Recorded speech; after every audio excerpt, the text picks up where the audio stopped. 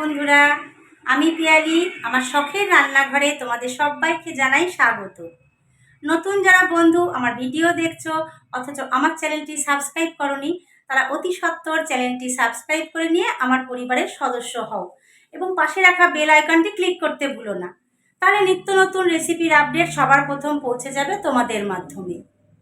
আমার শখের রান্নাঘরে আমি কিভাবে আজকে সাজিয়ে এনেছি এই রান্নাটা তোমাদের জন্য প্রথম থেকে শেষ পর্যন্ত ভিডিওটি স্কিপ না করে দেখতে থাকো, তাহলে বুঝতে পারবে কত সহজে আমি এই রান্নাটা তোমাদের জন্য উপস্থাপনা করেছি। তাহলে চলো কথা না বাড়িয়ে দেখে নিই আজ কি রেসিপি আমি কিভাবে সাজিয়ে নিয়ে এসেছি। আর নিত্য নতুন এই ধরনের রেসিপি পেতে হলে অবশ্যই আমার চ্যানেলটাকে কিন্তু ফলো রাখতে হবে। চলো তাহলে সোজা চলে যাই কথা না বাড়িয়ে রেসিপির দিকে। এখানে দেখো আমি মাটন নিয়ে নিয়েছি, যার মধ্যে বেশ কিছুটা মেটে আর চর্বি আছে। অনেকটা চর্বি কিন্তু আমি এক্সট্রাভাবে নিয়েছি। আর মাটনটা থেকে বুঝতেই পারছো যে এটা কিন্তু রেয়াজি। আজকে আমি এই রেয়াজি খাসি দিয়েই তোমাদেরকে রেসিপিটা দেখাবো। এখানে 1 কিলো 250 মতন মাংস আছে। চলো দেখে নাও আমি কি কি দিয়ে মাটনটা বানাবো। নিয়েছি আলু কেটে বেছে ধুয়ে, পেঁয়াজ নিয়ে নিয়েছি এখানে 500 গ্রাম মতন। সেই 500 গ্রাম পেঁয়াজটা আমি ভালোভাবে জিরি করে নিয়েছি। এবার হাতের সাহায্যে ম্যাশ করে ঝরিয়ে নিচ্ছি, যাতে একটা পেঁয়াজ খুলে যায় পাটি থেকে। হাতের সাহায্যে খুব সহজেই দেখো পেঁয়াজটা কিন্তু পাটি থেকে খুলে গেল। নিয়েছি একটা টমেটোকে কুচি করে, আর নিয়েছি লঙ্কা, রসুন, আদা এখানে বেটে। অন্যদিকে একটা প্রেসার কুকার নিয়ে নিয়েছি, আর একটা কড়াইয়ে বেশ কিছুটা তেল আমি গরম করতে বসিয়ে দিয়েছি। এবার প্রেসার কুকারের মধ্যে আমি সামান্য লবণ আর হলুদ দিয়ে দিলাম। এবার দিয়ে দিচ্ছি সামান্য কিছু পেঁয়াজ কুচি, আর বেটে রাখা মশলা অল্প একটু দিয়ে দেব ওই জলের মধ্যে। এবার আগে থেকে কেটে বেছে ধুয়ে রাখা মাটনটা আমি এই জলের মধ্যে দিয়ে দেব। যেহেতু এটা রেয়াজি খাসি তাই খুব বেশি সিটি দেওয়ার প্রয়োজন নেই। আমি এখানে 1 কিলো 250 মাংস নিয়ে নিয়েছি। এবার এটাকে আমি 2টো সিটি দিয়ে নেব। আর এই চর্বিটা আর মেটেটা কিন্তু আমি এখন ব্যবহার করব না। তোমরা প্রথম থেকে শেষ পর্যন্ত দেখলে বুঝতে পারবে আমি কখন মাটনটার মধ্যে এগুলো ব্যবহার করছি। অন্যদিকে তেল গরম হয়ে গেছিলো, আমি পেঁয়াজ কুচিগুলো দিয়ে দিলাম তেলের মধ্যে। খুব ভালোভাবে নেড়ে চেড়ে পেঁয়াজটাকে আমি ভেজে নেব। প্রথমে পেঁয়াজটাকে দেখো খুব ভালোভাবে আমি নেড়ে চেড়ে নিচ্ছি, এবং কিছুক্ষণের জন্য কিন্তু আমি এটাকে ঢাকা দিয়ে দেব, যাতে পেঁয়াজটা খুব ভালোভাবে মজে যায়। খুব সুন্দরভাবে পেঁয়াজ কটাকে আমি নেড়ে চেড়ে নিয়েছি। এবার আমি এটাকে ঢেকে দেব, আর অবশ্যই গ্যাসের ফ্লেমটা মিডিয়াম রাখতে হবে এই সময়। কিছুক্ষণ ঢেকে রাখার পর দেখো আমি ঢাকনাটা তুলে নিলাম। দেখে বোঝাই যাচ্ছে পেঁয়াজের গা থেকে কিন্তু একটা নিজস্ব জল বের হয়েছে, যাতে পেঁয়াজটা অনেকটা নরম হয়ে গেছে। ঠিক এই মুহূর্তে আমি দিয়ে দিলাম কুচি করে রাখা টমেটো আর সামান্য লবণ। এবার খুব ভালোভাবে সমস্ত মিশ্রণটাকে দেখো আমি নেড়ে চেড়ে নিচ্ছি ভালো করে। খুব ভালোভাবে নেড়ে চেড়ে আমি আবারও এটাকে ঢাকা দিয়ে দেব কিছুক্ষণের জন্য, যতক্ষণ না এটা মজে যায় সমস্তটা। আমি ঢাকনাটাকে এবার তুলে নেব। দেখো দেখে বোঝাই যাচ্ছে যে পেঁয়াজ আর টমেটোটা কতটা মজে গেছে এবং নিজস্ব একটা রং আসা শুরু করে দিয়েছে। এবার ভালোভাবে নেড়ে চেড়ে আমি ঢাকা না দিয়ে এটাকে ভেজে নেব, যাতে পেঁয়াজ আর টমেটোর জলটা শুকিয়ে যায় এবং খুব ভালোভাবে এটা ভাজা হয়ে যায়।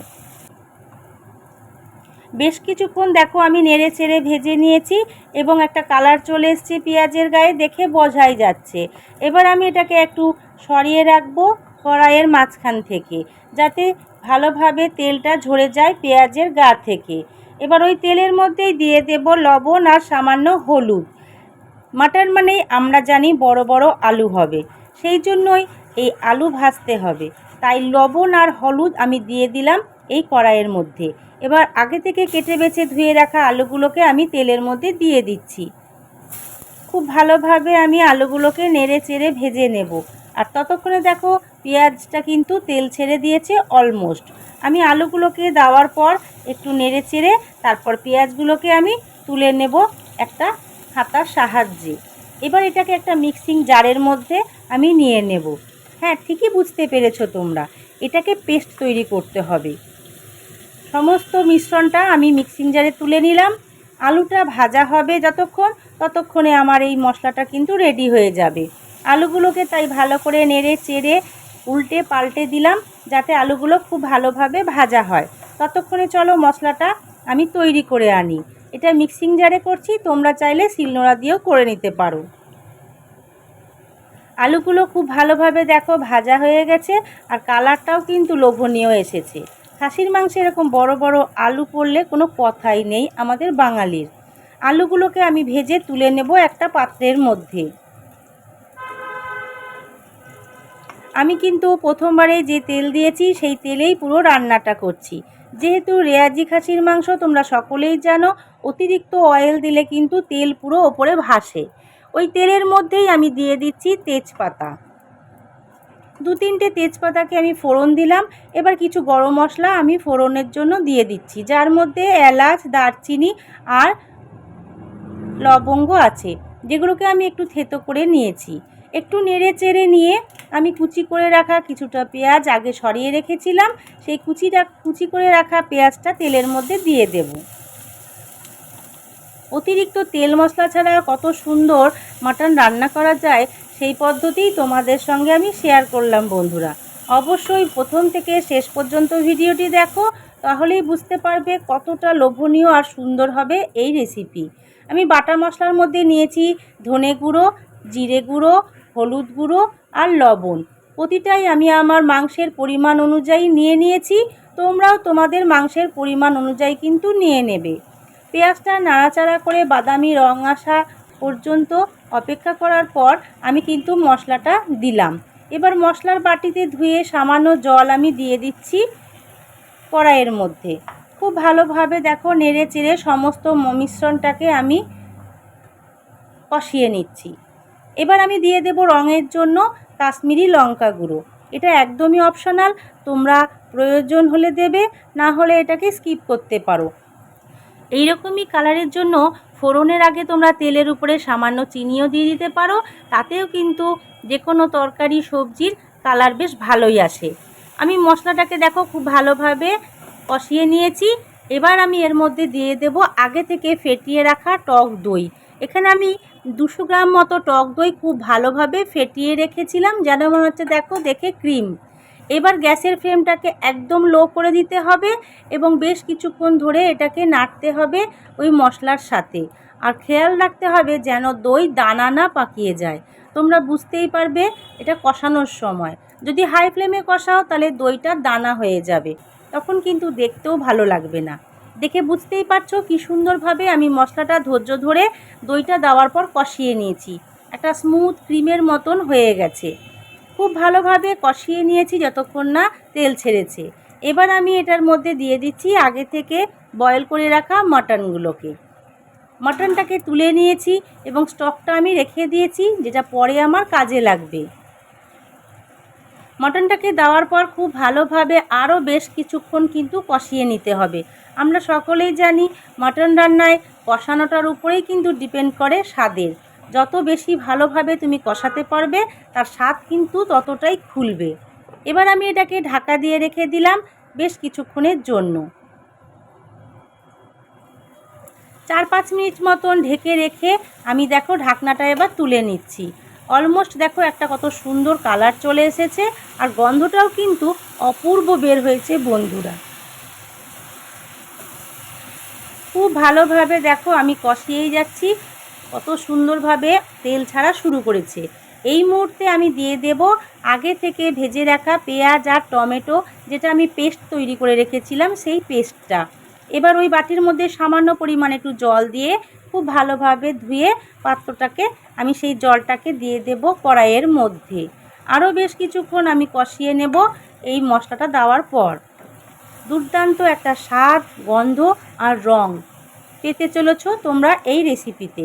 তাই প্রথম থেকে শেষ পর্যন্ত ভিডিওটি অবশ্যই দেখো, তাহলেই বুঝতে পারবে যে কতটা দুর্দান্ত এই রেসিপিটা হতে চলেছে। ছুটির দিনে এই রকম রেসিপি পেতে হলে অবশ্যই আমার চ্যানেলটা ফলো করে রাখো তাহলে নিত্য নতুন রেসিপির আপডেট সবার প্রথম তোমাদের কাছেই চলে যাবে। খুব ভালোভাবে কষিয়ে নেওয়ার পর আমি আরও সামান্য একটু জল দিয়ে দিলাম ওই মাংসের মধ্যে। নেড়ে চেড়ে কষিয়ে নিয়েছি। এবার তোমরা ভাত, ফ্রাইড রাইস, লুচি, পরোটা যা কিছু দিয়ে খেতে চাও খেতে পারো। আগে থেকে স্টকটা যে আমার রাখা ছিল, এই মুহূর্তে আমি এই স্টকটা কিন্তু এবার মাংসের মধ্যে দেখো দিয়ে দিচ্ছি। দেখে তো বুঝতেই পারলে মাংসটা কতক্ষণ ধরে আর কত সুন্দরভাবে আমি কষিয়ে নিয়েছি। এবার প্রয়োজন হিসাবে তোমরা চাইলে কম বেশি জল দিতে পারো। আমি এক্সট্রা আর জল কোনো ব্যবহার করব না। মাংসের স্টকটা যতটা ছিল আমি সেটাকে দিয়েই কিন্তু আজকে মাংসটা রান্না করব। তাতে কিন্তু দুর্দান্ত একটা স্বাদ এই মাংসের মধ্যে চলে আসবে। এবার আমি দিয়ে দিচ্ছি আগে থেকে ভেজে রাখা আলুর টুকরোগুলোকে। খুব সুন্দরভাবে আলুগুলোকে ঝোলের মধ্যে দেখো আমি ডুবিয়ে দিচ্ছি, যেন গয়না পরানো কমপ্লিট। আলু না থাকলে মাটন যেন কেমন ফাঁকা ফাঁকা লাগে। এবার আমি এটাকে ঢাকা দিয়ে মিডিয়াম ফ্লেমে ফুটিয়ে নেব 7-8 মিনিট মতন টানা। 7-8 মিনিট মতন টানা আমি এখানে ফুটিয়ে নিয়েছি মাংসের ঝোলটা। কত সুন্দর একটা গন্ধ অলমোস্ট বের হয়ে গেছে বন্ধুরা। তাই অবশ্যই এই গন্ধ অনুভব করতে হলে, এই স্বাদ পেতে হলে তোমরাও বাড়িতে ট্রাই করো এইরকমই মাটনের রেসিপি। এবার দেখো এই চর্বি আর মেটেটা দেওয়ার পালা। আমি এবার চর্বিটা আর মেটেটা বেশ ভালোভাবে থরে থরে সাজিয়ে দিচ্ছি ওই মাংসের ঝোলের মধ্যে। তাহলে কি হয়, তোমাদেরকে পরিবেশন করার সময় হাতা খুন্তি নিয়ে খুঁজতে হয় না ঝোলের মধ্যে কোথায় চর্বি বা মেটে লুকিয়ে আছে। অতি সহজেই তোমরা মেটেটা আর চর্বিটা কিন্তু পেয়ে যাও। অনেক সময় গলে যাওয়ার চান্স থাকে মাংস কষানোর সময়, তাই তোমরা এই পদ্ধতিটা অবশ্যই ফলো করো। ভালোভাবে ঝোলের মধ্যে আমি ডুবিয়ে দিলাম চর্বিগুলোকে আর মেটেগুলোকে। এবার আমি আবারও ঢাকা দিয়ে দেব মিনিট 5 মতন মিডিয়াম ফ্লেমে গ্যাসের। খুব সুন্দর রেসিপি অলমোস্ট আমার রেডি হয়ে গেল। 5 মিনিট থেকে 7 মিনিট মতন আরও ফুটিয়েছি। এবার দেখো কত সুন্দর একটা থকথকে গ্রেভি চলে এসেছে। তোমরা গ্রেভিটা পাতলা করতে চাইলে কম বেশি করে সেই স্টকের সময় জলটা দিয়ে দেবে। এবার আমি মাংসটা ঢেলে নিলাম একটা পাত্রের মধ্যে। দেখে বুঝতেই পারছো কতটা লোভনীয় হয়েছে আজকে ছুটির দিনের এই খাসির মাংস। ঝটপট তোমরাও বাড়িতে ট্রাই করো। তাহলে বন্ধুরা দেখা হচ্ছে পরের ভিডিওতে এইরকমই কোনো লোভনীয় রেসিপি নিয়ে তোমাদের সঙ্গে। ততক্ষণের জন্য সুস্থ থাকো, ভালো থাকো আর অবশ্যই নতুনদের বলবো আমার পাশে থাকো। টাটা বন্ধুরা।